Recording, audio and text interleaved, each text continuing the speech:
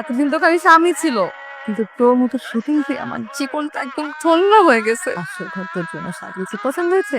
সত্যি বলছো তুমি সাজিয়েছো? নিজের চোখে দেখেও বিশ্বাস হচ্ছে না তো? কিভাবে হবে?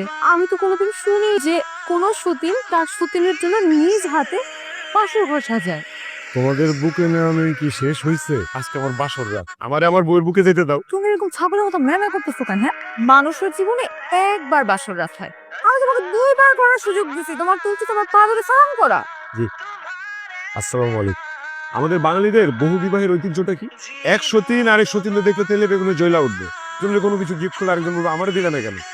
আর তোমরা কি করতেছো? আমরা যদি আপগ্রেড না হই তবে এই জাতি কি করে আগাবে? আমিও দেখতে চাই তোমাদের এই 2 সতীনের প্রেম প্রীতি কতদিন থাকে। এ মানুষ সবচেয়ে বেশি পছন্দ করে কি বলতো? গিফট।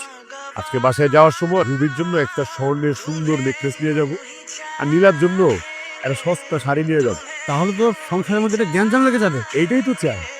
জিনিসটা তোমার খুব পছন্দ হয়েছে। শাড়িটা কি তুমি ফুটপাত থেকে নিয়ে আসছো? খেলার জন্য উঠছি। আসলে একটা খবিস লোক। কি মনে করছিলি? হ্যাঁ, সামান্য একটা নেকলেস আর একটা শাড়ি দিয়ে আমাদের দুজনের মধ্যে ঝগড়া লাগাই দিবা? হ্যাঁ, দেখছিস না কত খারাপ একটা লোকের সাথে আমরা সংসার করতেছি। অনেক শুনছি মানুষ মানুষের সুখ দেখতে পায় না, কিন্তু এটা কোনোদিন দেখি নাই যে স্বামী দুই বউয়ের সুখ দেখতে পায়। এই শাড়ি আমরা দুজনের একজনও করবো না, এটা দিয়ে ওর হাত পা বেঁধে ইচ্ছা মতো পিটাবো দুইজন। যারা স্বামীকে শারীরিক, মানসিক এবং আহারিক কষ্ট দেয়, সেই সকল স্ত্রীরা ডিরেক্ট দোজরে দেয়। এই যে আমি তোমার কপালে দোজর দেখতেছি। আমিও তোমার কপালে খালি দেখতেছি হোটেলের খাবার লেখা। আর হোটেলের খাবার বেশি খাইতে পারি না, গ্যাস্ট্রিক হয়। কি সব খেয়াল, নিজের সম্পত্তি লিখা দিয়া দ্বিতীয় একটা বিয়ে করে বউ নিয়ে আইছি। কি দরকার আছে আমার বিয়ে করা? এই ঝাড়ু দিয়ে বাইরানো উচিত আমার।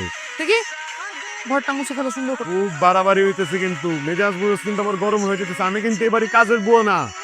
তুমি কাজের বউ না, তুমি হচ্ছে কাজের পোলা।